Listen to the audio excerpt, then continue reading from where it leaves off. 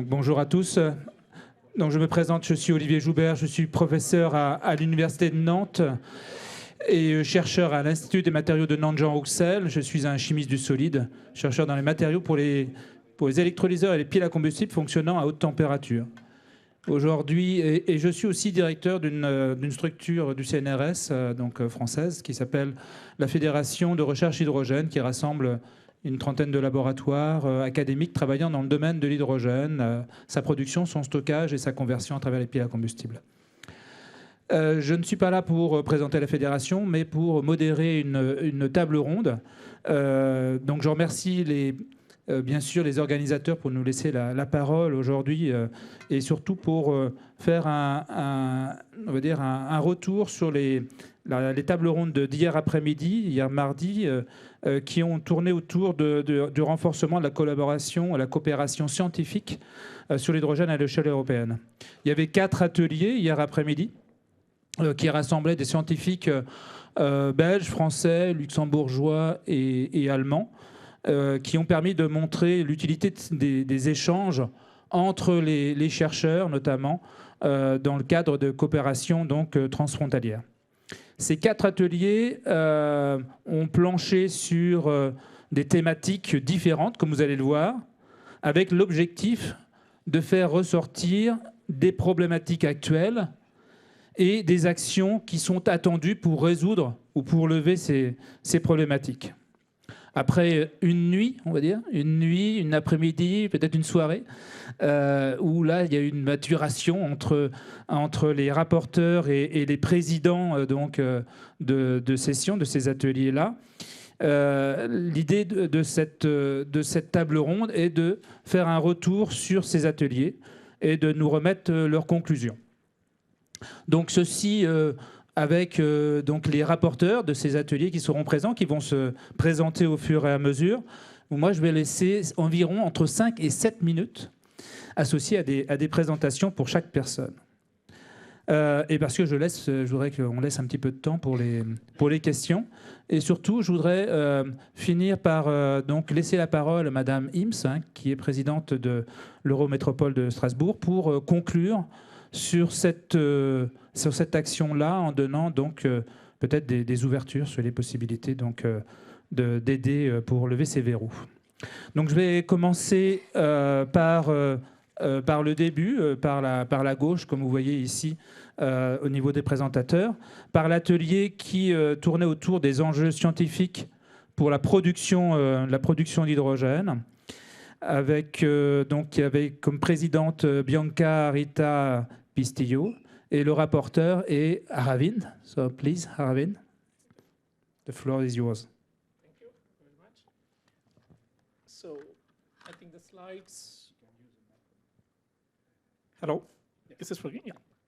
The slides have to be presented, right? Yeah, just to press. Okay. So good afternoon. I will report from the session on. Bonjour, je vous ferai rapport des défis scientifiques en matière de production d'hydrogène propre. Donc, j'ai pris bonne note des messages qui ont été transmis au cours de cette session. Alors, sachez que je ne suis qu'un messager. Si ces sujets ne vous parlent pas, ce n'est pas de ma faute. Je ne fais que faire rapport de cet atelier. Il faudrait que monsieur parle dans le micro parce que nous l'entendons très mal en cabine. Alors, 3 sujets sont ressortis de nos discussions. Tout d'abord, les connexions industrielles et recherche faibles en TRL, à savoir à faible taux de préparation en matière de technologie, c'est ce que signifie TRL.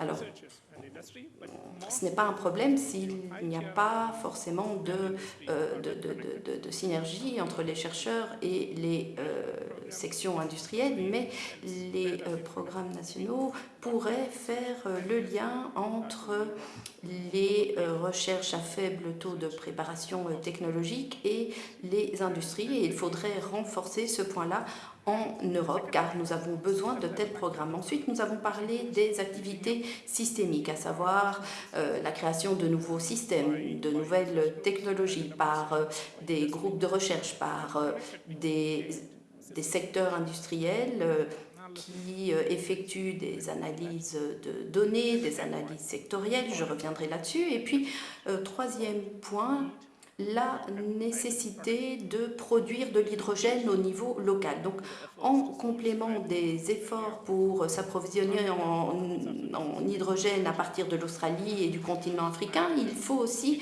pouvoir commencer à produire de l'hydrogène ici en Europe et dans les régions européennes.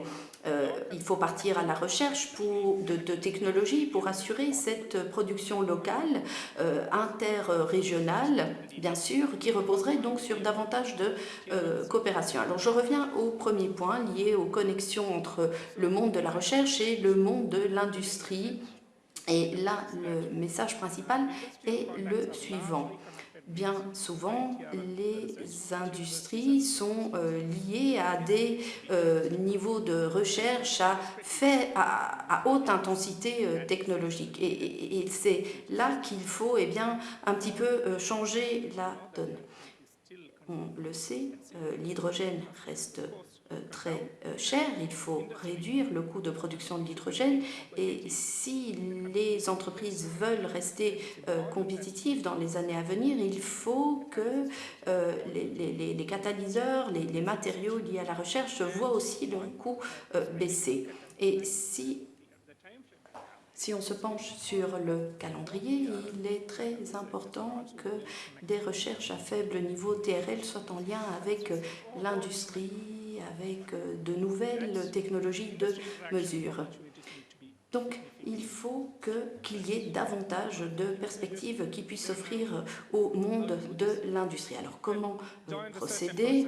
Des efforts à tous les niveaux TRL doivent être consentis. Il ne faut pas décourager, bien sûr, la recherche TRL. Il faut pouvoir aussi assurer de la recherche à des niveaux de TRL plus faibles. Et la recherche à faible niveau de TRL doit pouvoir compter sur des financements européens. Il faut absolument promouvoir l'accès à ces financements européens via des événements conjoints entre le monde universitaire et le monde de l'industrie. Il y a aussi peut-être d'autres pistes à explorer. Au niveau des activités systémiques. Alors, la date butoir, c'est 2030 et il faut construire ces systèmes dès aujourd'hui. Il faut aussi que les résultats soient bien compris et disséminés. Il faut pouvoir tester, par exemple, les électrolyseurs.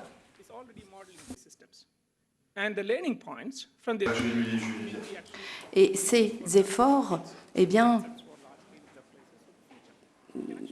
porteront leurs fruits à l'avenir. Il faut pouvoir construire les systèmes et les mettre à disposition des usagers de demain. Ces études, ce sont des études sur l'ensemble du cycle de vie. Si ces systèmes fonctionnent et portent leurs fruits, ils pourront être reproduits ailleurs.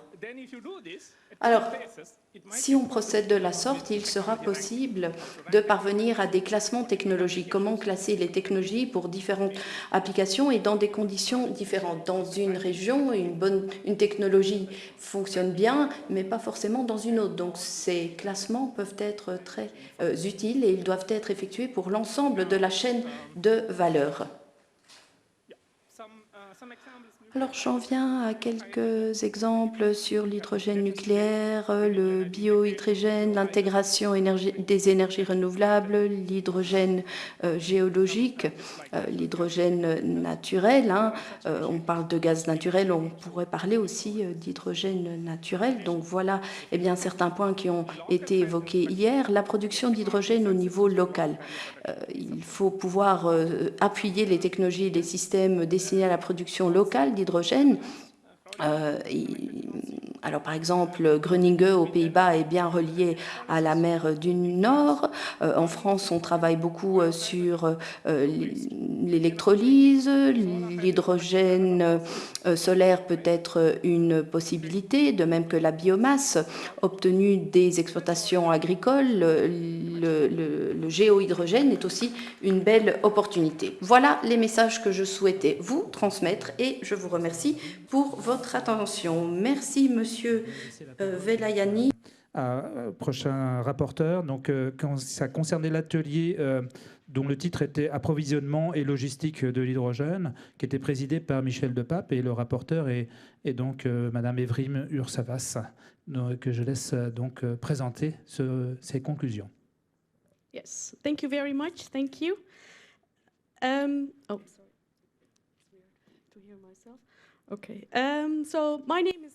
Je m'appelle Evrim et je travaille dans la même université que Monsieur Velayani, mais moi je travaille à la faculté de l'économie et de la gestion d'entreprise. Et nous avons travaillé sur les nouveaux modèles économiques et les modèles commerciaux qui sont nécessaires à mettre en place dans le cadre de cette transition. Nous sommes spécialistes en matière de mathématiques appliquées, d'optimalisation, de technologies numériques telles que l'intelligence artificielle. Notre équipe de recherche mène le programme Heaven, Heaven pour paradis en anglais, alors, ou plutôt un programme qui porte sur les ports.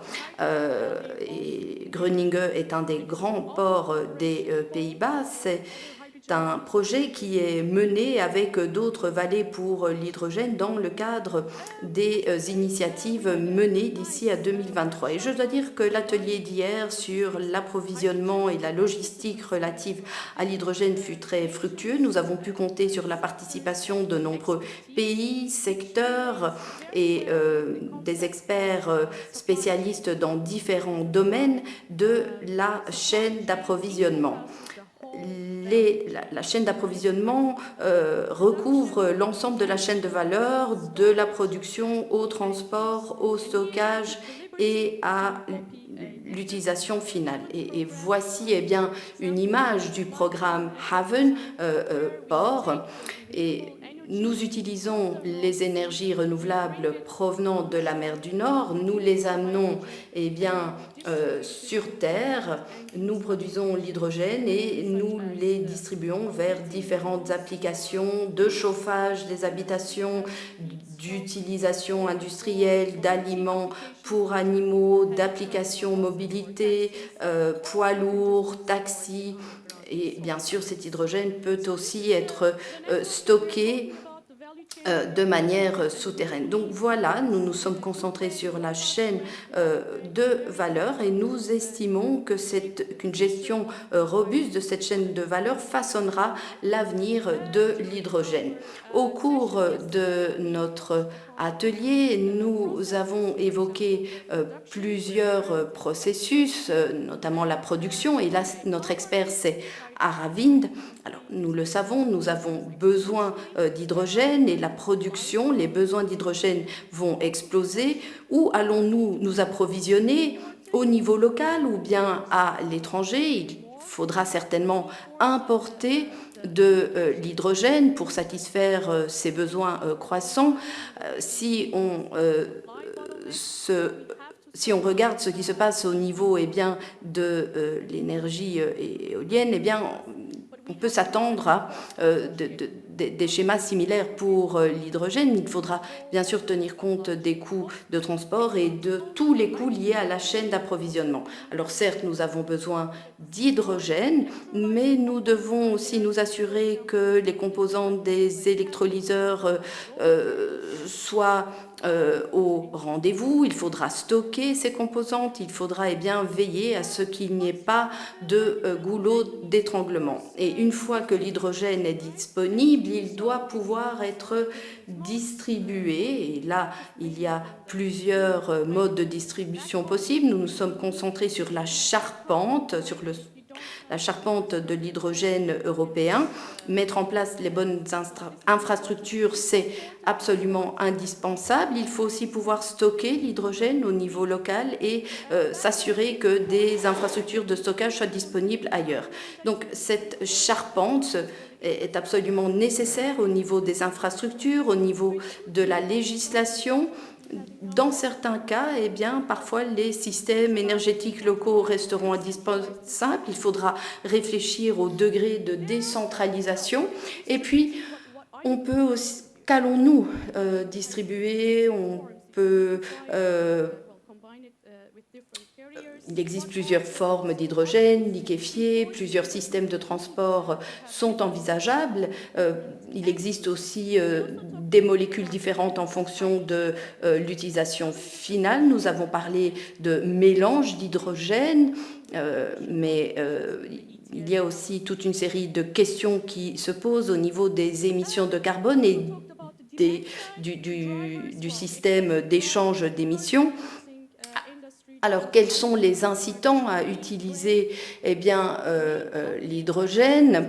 Le secteur du transport, les poids lourds, eh bien, ce sont autant de secteurs où l'hydrogène constitue une belle opportunité. Et puis, un autre facteur incitatif, ce sont les vallées de l'hydrogène, le groupement d'entreprises qui pourront utiliser les applications et ainsi opérer des économies d'échelle. Alors, les certificats d'origine sont également très importants. Si on importe cet hydrogène, si on promeut la collaboration transfrontalière, il faudra aussi veiller à ce que l'hydrogène soit accepté par la société. Alors, bien sûr, il existe des systèmes de chauffage, par exemple, à l'hydrogène qui pourraient voir le jour. Et cette acceptation sociale passe notamment par les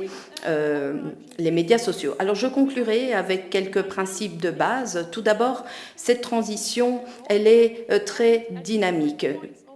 Nous devrons suivre une feuille de route, un parcours qui sera assez long. Il faudra aussi examiner les besoins en infrastructure, examiner les investissements à effectuer, selon quel calendrier, etc. Et le message principal de notre atelier est le suivant. Nous avons affaire à un domaine très complexe qui recèle d'incertitudes, d'une panoplie d'acteurs très différents. Comment gérer cette incertitude? L'utilisation de technologies, d'outils d'optimalisation, de calculs mathématiques et tous les éléments scientifiques devront entrer en ligne de compte dans l'analyse de la situation. Merci. Thank you, Evrim. L'atelier, donc le troisième atelier qui s'est déroulé hier, concernait les usages. Il était présidé par Nicolas Kéronès et le rapporteur est Patrick Hendrick. Si tu peux te présenter et donc aussi rester sur le timing qui est à 5 minutes. OK. My name is Patrick Hendrick. Je m'appelle Patrick Hendrick, je suis professeur à l'Université de Bruxelles, à l'ULB, donc l'université francophone, et je suis impliquée dans différents projets de recherche qui ont trait à l'hydrogène. L'un s'appelle Beehive, vous avez vu un poster à l'extérieur pendant la session poster, et puis il y a un autre projet auquel je participe avec Aravind, financé par le partenariat hydrogène propre qui s'appelle DJI. Et on en a déjà beaucoup parlé aujourd'hui. Il s'agit de formation et d'éducation dans le domaine de l'hydrogène. Alors hier, pendant la session présidée par Nicolas Kéronès de l'Université de Lorraine, avec 18 participants au total, nous avons parlé de 4 thématiques principales. La première était liée au transport, surtout le transport public, mais tout ce qui a trait au secteur du transport. Ensuite, un autre point dont on a parlé dans le groupe de travail numéro 1 également, c'est la génération d'hydrogène vert au niveau local, dans les bâtiments et autour des bâtiments. Donc, vous pouvez avoir une génération à l'extérieur du bâtiment ou à l'intérieur avec un stockage. Un troisième point avait trait à la cogénération et au réseau de chauffage. Et puis le dernier point avait trait à l'hydrogène dans l'industrie. Et bien sûr, le problème aussi des couplages transsectoriels qui n'a pas été beaucoup évoqué pour le moment dans nos différentes sessions. Alors, je n'ai pas de... Oui, donc le premier thème, c'est le transport, et notamment le transport basse émission, parce que c'est la problématique clé. Tout cela est fortement dicté par les zones de faible émission qui ont été décidées un peu partout dans les villes européennes. Alors, à l'évidence, il faut utiliser l'hydrogène dans différentes applications, notamment des applications lourdes. Tout cela est lié notamment à la vitesse, à la masse et à l'autonomie. Donc la durée de la mission, la durée d'opération, le nombre de kilomètres, etc. Donc on a des bus grandes lignes, des cars, des poids lourds, des petites camionnettes, des taxis. Et pour les voitures, il arrive qu'il y ait des restrictions, mais nous avons également évoqué le fait qu'aujourd'hui, les véhicules électriques, vraiment sur batterie, ou les véhicules électriques à hydrogène, n'existent pas vraiment sur le marché. Il n'y a pas de produit qui soit réellement disponible pour les consommateurs. Il y en aura bientôt, certes, mais ça reste un domaine sur lequel nous devons continuer à travailler et dans lequel des développements supplémentaires sont nécessaires. Alors, l'obstacle pour le transport est surtout lié au prix des véhicules, qui sont aujourd'hui prohibitifs. Et pour l'hydrogène, il faut insister sur le fait que l'autopartage, qui n'est pas vraiment disponible pour le moment, en tout cas pas pour des véhicules hydrogène, il n'y a pas vraiment d'entreprise qui propose ça comme autopartage, eh bien ça pourrait être une solution très attrayante, notamment pour les week-ends, quand vous devez partir un peu plus loin. Et dans beaucoup de pays, il y a aussi des problèmes liés à l'infrastructure de rechargement. Par exemple, en Belgique, à Bruxelles, nous n'avons même pas une station de rechargement en hydrogène. Donc, et évidemment, on est en dehors de la ville, mais même en ville, il n'y a rien. Donc il y a d'autres pays où les choses sont plus évoluées, comme en Allemagne par exemple, mais ça n'est de loin pas le cas dans tous les pays européens. Nous avons également parlé de la réglementation qui doit être harmonisée entre les différents pays européens et avec les pays non européens comme la Suisse, qui est représentée ici aujourd'hui. Et il y a également le problème des piles à combustible H2 par opposition aux moteurs à combustible, qui sont beaucoup moins efficaces, mais qui sont disponibles et qui sont très forts. C'est un secteur dans lequel l'industrie européenne est très forte, donc c'est quelque chose dont il faut également tenir compte. Alors, pour la deuxième thématique, la génération d'hydrogène à l'intérieur et à l'extérieur des bâtiments, notamment en ce qui concerne les bâtiments zéro émission. Alors, il y a effectivement la possibilité de générer de l'énergie de manière saisonnière. Alors, la question est de comment stocker cette énergie. L'hydrogène est une solution. Nous pouvons également... donc, l'idée, c'est d'utiliser cette énergie uniquement là où elle sera vraiment nécessaire. L'idée n'étant pas d'utiliser des pompes à chaleur, par exemple, parce que les capex sont extrêmement élevés. Donc, cela nous mène très probablement à des solutions d'avenir très intéressantes qui sont presque toujours collectives, avec des quartiers intelligents dans différentes villes. Et cela permet aussi de générer des revenus qui n'existent probablement pas pour le moment, à l'aide du passage au numérique. Et en agrégeant ces différentes solutions, eh bien, on peut créer de nouvelles sources de revenus et également atténuer un petit peu le capex important nécessaire au départ. Donc les villes sont un laboratoire intéressant pour la génération d'hydrogène autour des bâtiments. Et ces technologies pourraient être les grandes gagnantes. La troisième thématique est liée à la deuxième. Il s'agit donc de la cogénération avec des chaudières et des réseaux de chaleur. Là encore, c'est lié à la possibilité de stocker la chaleur de manière saisonnière. Les villes cherchent à diminuer leurs émissions de carbone. Aujourd'hui, le réseau de gaz n'est pas adapté au transport d'hydrogène. Donc nous avons réfléchi, là encore, à des districts intelligents avec 200, 300 habitations et une unité de cogénération avec un réseau de chauffage pour la totalité des habitations. Et là, nous avons vraiment besoin de projets témoins qui devront être entamés très bientôt pour que les autorités dans les villes puissent prendre des décisions et sélectionner les quartiers qui sont les plus à même de mettre en œuvre ce genre de projet à grande échelle en Europe et dans différents pays. Hier, nous avons également mentionné le fait qu'il n'y avait pas d'inquiétude relative à l'hydrogène. Les citoyens ne font pas obstacle à son utilisation. Le plus important, c'est de convaincre les administrations avec les questions d'attribution de permis, etc. Le photovoltaïque aussi peut être une option intéressante, mais mais l'hydrogène, donc la production d'hydrogène local émet moins de carbone. Et puis l'utilisation de l'hydrogène propre dans l'industrie, c'était notre 4e thème. Encore une fois, il faudra pouvoir le stocker selon la saison. Il est possible d'utiliser pour la production d'hydrogène de la biomasse, du méthanol, et puis en tant que source d'énergie transportable également. Le problème ici est vraiment lié au fait que le coût de cet hydrogène propre doit baisser, ou de cet ammonium propre doit diminuer pour des raisons de compétitivité de notre industrie. À l'évidence, nous devons nous rendre compte que si l'on parle de l'industrie, eh bien, ce couplage transsectoriel avec l'hydrogène doit être fait à beaucoup plus grande échelle que tout ce que nous avons fait par le passé. Alors, nous n'avons presque pas de couplage transsectoriel aujourd'hui avec l'hydrogène. Il faudra faire en sorte d'organiser tout cela et travailler sur ces questions.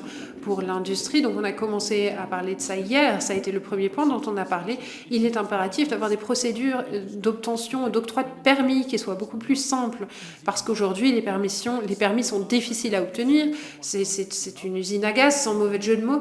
Il y a des entreprises qui ont déjà fait tout le travail en France, et il est parfois nécessaire pour elles de refaire la procédure en entier en Allemagne ou aux Pays-Bas. Donc il est important d'harmoniser les procédures pour éviter de décupler le travail. Et puis voilà un petit peu ce dont nous avons parlé hier. Si vous avez des questions, je suis à votre disposition. Merci Patrick. Donc après les 3 ateliers qui concernaient la production, la logistique, les usages, donc on a un dernier atelier qui a été présidé par Thomas Jordan, et le rapporteur est Laurent Anthony, et qui concernait l'hydrogène et la société. Donc merci Laurent. Merci Olivier, bon après-midi à tout le monde. Donc Laurent Anthony, donc je suis ici aujourd'hui en tant que président d'Hydrogène Europe Recherche, donc qui est l'association européenne pour la recherche, qui regroupe 108 membres issus de 20 États membres et 25 pays en tout. Donc nous sommes la communauté européenne de recherche, et nous pourrons d'ailleurs rediscuter du premier point qui a été mentionné tout à l'heure avec Ravid. Alors le 4e atelier, donc, qui a été présidé par Thomas Jordan de Karlsruhe Institute of Technology, comprenait également une petite vingtaine de personnes, et nous avons abordé finalement 3 thématiques. Quand on parle d'hydrogène et la société, finalement, rapidement vient les aspects acceptation sociale. Ensuite, très rapidement aussi, dès qu'on parle d'hydrogène, on parle de sécurité. Où en est-on? Et finalement, et ce que Patrick vient de dire, il y a les aspects réglementaires. On veut mettre en place, mais finalement, il faut aussi traiter ces aspects standardisation et réglementation. Alors, sur chaque aspect, donc acceptation sociale. Donc voilà un peu le type de questions que nous avons discuté. Quelle est, en termes de communication, finalement, la perception qu'ont les gens, nous, pas forcément les experts, mais le grand public, les non-experts, de l'hydrogène. Finalement, est-ce que ce que nous communiquons est satisfaisant, au bon niveau ou non? Et finalement, est-ce que les utilisateurs à venir sont convaincus qu'utiliser de l'hydrogène permettra de contribuer à combattre ce changement climatique? Donc voilà, ce qu'il en est sorti de cet atelier, c'est en premier lieu, en termes de communication, essayer de synchroniser, d'harmoniser la communication en termes d'hydrogène. Trop rapidement, nous devenons trop compliqués, trop techniques, et ça devient très rapidement non accessible au grand public. De plus, l'utilisation de couleurs ou de mots qui ne sont pas les mêmes d'un pays à l'autre, voire même au sein d'un même pays, en fonction si on est un producteur, un consommateur, perturbe le grand public. Très rapidement, il n'y comprend plus rien. Donc là, c'est à nous, en termes de communauté, à essayer de nous coordonner en termes de outil de communication, de mots, pour expliquer ce qu'est l'hydrogène, quel est l'avantage de l'hydrogène pour l'environnement, pour l'économie, mais aussi pour le bien propre de chacun qui va utiliser les technologies de l'hydrogène. Deuxième aspect, c'est pour la sécurité. Là, c'est pareil. Essayons d'avoir une communication accessible sur la communication et à travers des démonstrations concrètes du niveau de sûreté, de sécurité qu'ont les technologies d'hydrogène. Il y a par exemple une image que j'utilise très souvent, qui est quand on parle de sécurité, quand vous montrez un véhicule à hydrogène utilisé par des pompiers, ça explique beaucoup de choses. Une image remplace des milliers de mots, comme disaient certains auteurs. Donc voilà, utiliser en termes de moyens de communication des éléments simples, mais visuels et très compréhensibles. Enfin, là on en parlait aussi, c'est si on veut regarder par rapport à la collaboration avec les différentes régions, et toujours dans l'aspect communication, je pense qu'il faut aussi descendre la communication de l'hydrogène au niveau régional. Et rien de mieux que de pouvoir travailler, par exemple, avec la presse quotidienne régionale, qui est lue par finalement plein de personnes, et non pas uniquement les gens qui habitent plutôt dans les grandes villes, dans les capitales, lisent les journaux nationaux. Si on travaille avec la presse régionale, ça permettra aussi de montrer où nous en sommes en termes de déploiement, en termes de maturité technologique, et aussi de dire localement ce qui se passe en termes d'industrie ou en termes de démonstration. Et pour ça, ben voilà, donc ça c'est des objectifs un peu concrets. Et enfin, il est sorti que le terme acceptation sociale n'est finalement pas un terme très approprié. Généralement, quand on parle acceptation, certaines personnes ont le sentiment qu'on veut leur imposer quelque chose de neuf. Donc il faudrait peut-être plutôt parler de donner l'envie d'utiliser les technologies d'hydrogène ou donner confiance à utiliser ces nouvelles technologies, plutôt que de parler d'acceptation. Deuxième point, concernant la sécurité. Là, c'est pareil, nous sommes tous convaincus que nous ne pouvons pas transiger avec la sécurité. Et finalement, quand on pose la question, et quand on veut développer des démonstrateurs, quelles sont finalement les principales difficultés rencontrées par ces porteurs de projets ? Et là, ce qu'il est sorti du groupe, c'est que finalement, on en parlait tout à l'heure, c'est les aspects autorisation sont très souvent un frein à la réalisation, à la lenteur du démarrage d'un projet. Mais là, on n'est pas là pour critiquer justement les autorités publiques, mais au contraire, il faut les aider.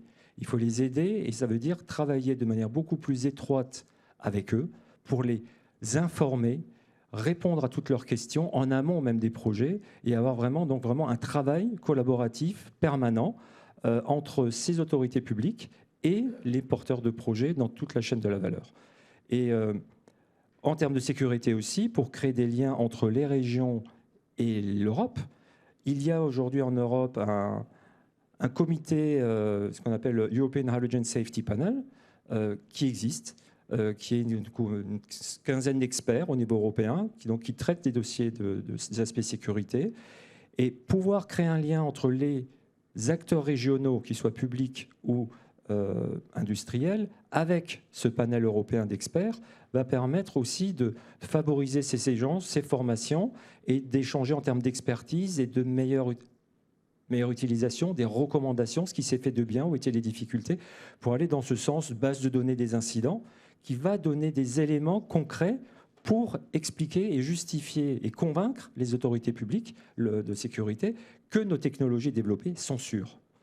Et enfin, on en parlait tout à l'heure, en termes de aussi harmoniser les contraintes de sécurité. Comme on disait, quand on traite la sécurité dans un pays, on est parfois obligé de recommencer juste dans le pays à côté. Donc là, il y a un besoin d'harmonisation en termes de sécurité, mais aussi d'interprétation des textes. Parfois, pour une même directive, eh ben, en fonction de la personne qui le lit, il ne la comprend pas de la même manière. On a pris l'exemple, par exemple, de latex. Donc c'est le même texte européen sur les latex, mais d'un pays à un autre, la compréhension de ce qui est écrit est différent et ça modifie les aspects sécurité. Donc voilà, donc là, il y a un travail d'harmonisation. Et pour finir, les aspects réglementaires. Donc là, nous sommes aussi tous convaincus, forcément, il faut mettre en place une réglementation. Mais il faut mettre une réglementation à bon escient. Standardiser, mentionné ce matin aussi, est important, mais standardiser là où il faut. L'objectif n'est pas de standardiser pour le plaisir de standardiser, mais il faut que ce soit le plus efficace possible et pas forcément trop tôt dans le développement industriel, pour laisser quand même une certaine latitude de développement. Et un frein, c'est quand on développe un produit hydrogène, il faut assurer l'interopérabilité au niveau européen. que ce soit au niveau des stations hydrogène, au niveau des véhicules. Est-ce que je peux me garer ou non dans un pays, c'est oui, dans un autre, c'est non. Les protocoles, il faut qu'on ait des protocoles de rechargement qui soient cohérents pour que je puisse effectivement transporter et rouler d'un pays à un autre. Donc ce côté, ou les électrolyseurs, ça a été mentionné ce matin, si je produis un électrolyseur, mais l'opérateur qui peut peut-être opérer des électrolyseurs provenant de différents fournisseurs, encore faut-il qu'il puisse communiquer avec l'ensemble de ces objets. Et puis, il faut éviter de mettre en place des contraintes européennes trop fortes sur l'hydrogène, qui parfois sont encore amplifiées au niveau local, national ou régional. Qu'on fait encore plus sécuritaire ou plus réglementaire au niveau local. Et un aspect aussi qui nous paraissait important, c'est d'assurer une neutralité technologique. Donc trop souvent, on fait la différence entre, par exemple, véhicules à batterie, véhicules à hydrogène. On devrait parler de véhicules électriques. Et donc, on donne des réglementations au niveau européen. Il faut promouvoir cette neutralité technologique. Et puis, pour finir, si l'on veut vraiment développer l'hydrogène pour les objectifs de changement, lutter contre le changement climatique, on l'a abordé hier déjà, c'est donner confiance aux utilisateurs, c'est leur démontrer qu'ils soient convaincus que l'utiliser l'hydrogène propre, renouvelable et bas carbone est vraiment bénéfique vis-à-vis de l'environnement. Et pour ça, ce que nous avons proposé, c'est vraiment de dire l'empreinte carbone est quelque chose d'important, mais ce qu'il faut, c'est que pour tous les vecteurs énergétiques, nous ayons cette approche analyse de cycle de vie complète. Et ça a été mentionné d'ailleurs par Tudor Constantinescu de DG Énergie ce matin. Ce n'est pas le cas aujourd'hui, mais à l'avenir, vraiment pour avoir ce souci de transparence, il faut avoir cette approche d'analyse de cycle de vie complète. Et enfin, dernier point, c'est réglementation. Mais finalement, aujourd'hui, quand on veut investir, on se rend compte qu'en termes de réglementation européenne, nationale, c'est un vrai casse-tête. Donc aujourd'hui, finalement, de l'hydrogène est mentionné dans plein de textes réglementaires différents. Donc si on veut développer un projet hydrogène, un écosystème, finalement, il faut être un expert de la réglementation pour arriver à faire quelque chose aujourd'hui.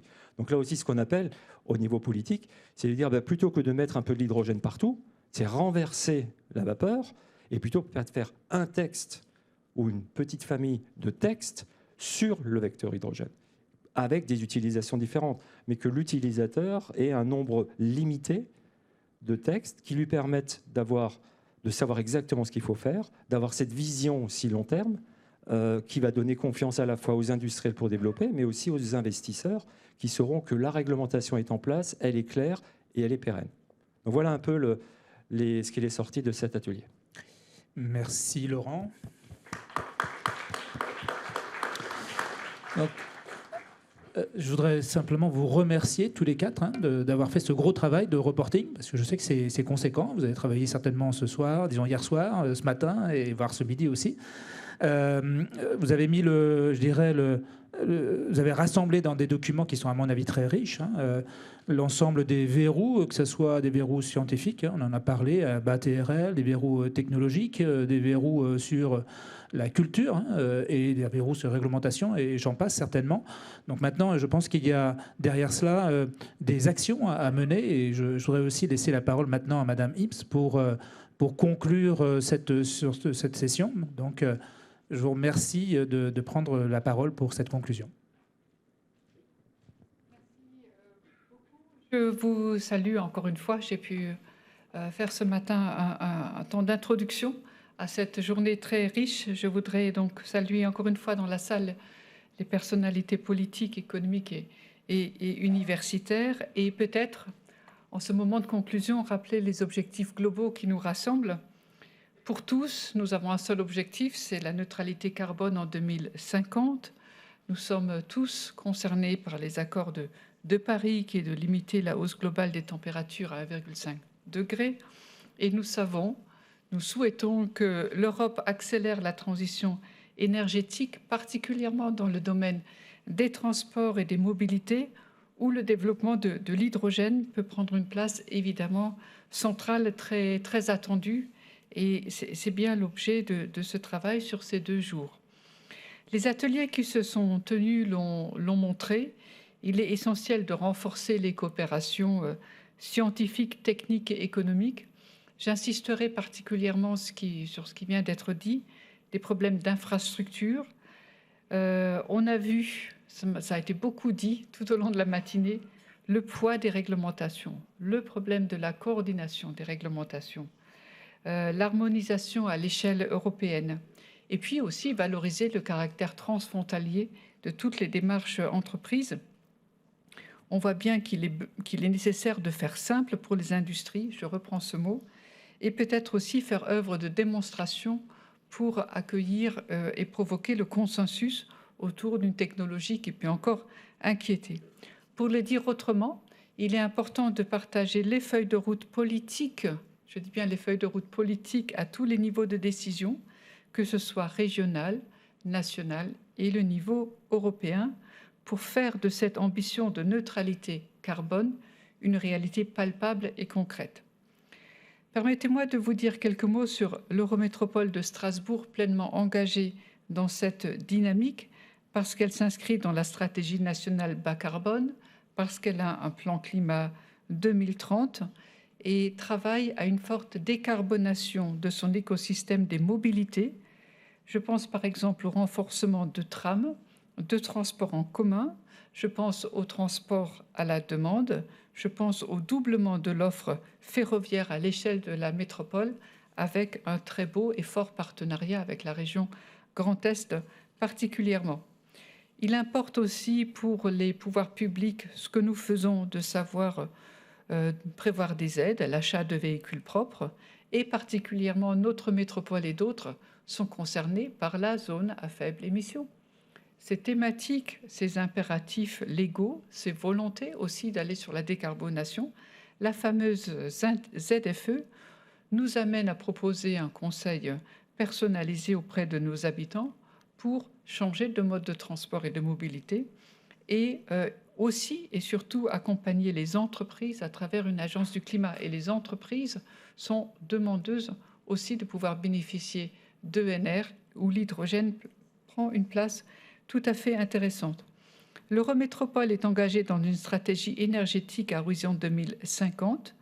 Vous connaissez les grandes lignes qui sont pour toutes les métropoles: sobriété, efficacité énergétique, production locale d'énergie renouvelable, et donc tout particulièrement se battre pour une meilleure qualité de l'air, et aussi se battre pour que les énergies fossiles qui aujourd'hui pèsent sur le pouvoir d'achat des ménages et des entreprises puissent trouver des réponses nouvelles, notamment à travers l'hydrogène. Et donc je reviens sur ce qui vient d'être dit, travaillons tous ensemble l'acceptabilité, ou plutôt savoir donner confiance dans cette énergie que peu connaissent et qu'il faut vraiment rendre accessible. Et donc pour décliner de manière opérationnelle cette stratégie ambitieuse, nous travaillons sur ce schéma directeur des mobilités décarbonées, je le disais, où les questions d'infrastructure, de production et d'avitaillement sont centrales. La métropole qui est mobilisée pour assurer la transformation de son bassin de vie, et là on retrouve une thématique très forte aujourd'hui, le fameux modèle du bassin de vie du Rhin supérieur. Tout à fait, on ne peut que se féliciter des coopérations à la fois au niveau des chercheurs et des industries pour aller et travailler ensemble sur cette échelle géographique. Et dans ce nouveau contexte, l'hydrogène vert occupe une place prépondérante pour décarboner les secteurs essentiels à nos modes de vie. Ça a été dit, industrie et mobilité. J'aimerais souligner, mais ils sont présents, ils en tiennent leur stand, combien la métropole accompagne des projets innovants sur son territoire, comme Air Innoca, qui est porté par la SEM, la Société d'économie mixte RGDS. C'est un projet en cours de réalisation qui vise bien à produire de l'hydrogène vert, neutre en carbone, à partir de biomasse locale. Ça a été évoqué ce matin, selon le fameux procédé breveté de thermolyse. Je vous rappelle, c'est cette fameuse décomposition chimique causée par la chaleur, où on peut mettre donc les méthanisations dans le processus.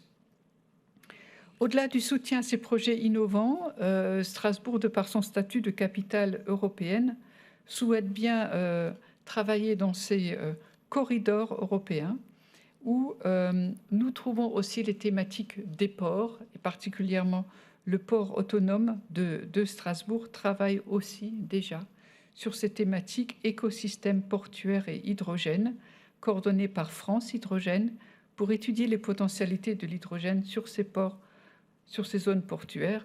Et on retrouve encore et toujours la thématique de la logistique. La thématique de la logistique qui questionne toutes les grandes agglomérations dès lors que la loi climat et résilience en France nous amène sur la sortie du diesel et encore une fois la mise en place de zones à faible émission. L'Eurométropole est membre du club Hydrogène Grand Est, créé autour du consortium Dynamise, également très visible aujourd'hui. Et ce réseau a pour ambition d'impulser et d'accélérer le développement de la filière sur toute la chaîne de valeur. Ça a été dit, toute la chaîne de valeur doit être questionnée, de la production aux usages, et placer l'hydrogène au cœur de la transition énergétique en général. Beaucoup de défis restent à relever. J'ai bien relevé du côté des politiques que les attentes sont fortes en matière d'alléger les réglementations, aller plus vite et se coordonner mieux. L'offre de véhicules et la chaîne d'avitaillement doivent être développées pour assurer les investissements des entreprises et pour les particuliers. Et il faut aussi savoir se saisir de l'ADEME, que vous connaissez tous. L'ADEME ayant lancé un appel à projet qui s'appelle Écosystèmes territoriaux de l'hydrogène, un fonds doté de 275 millions d'euros pour la période 2021-2023. Il faut savoir s'en saisir. La région Grand Est soutient la conversion des flottes vers la motorisation faible en émissions et donc sachant profiter de ces soutiens financiers possibles.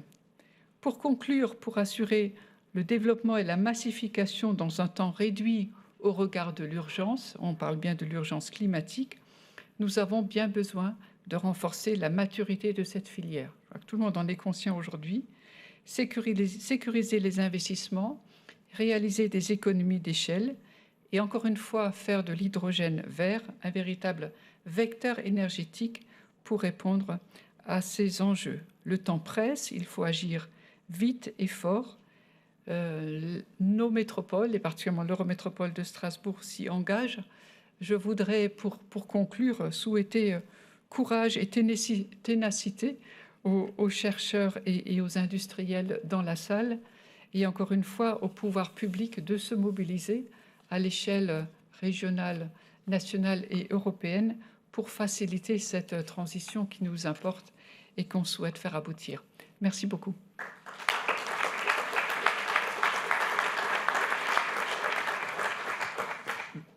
Merci à tous et on va passer certainement au prochain atelier, au prochain table ronde. Merci à vous pour avoir fait ces résumés-là et merci Madame Ips pour cette conclusion.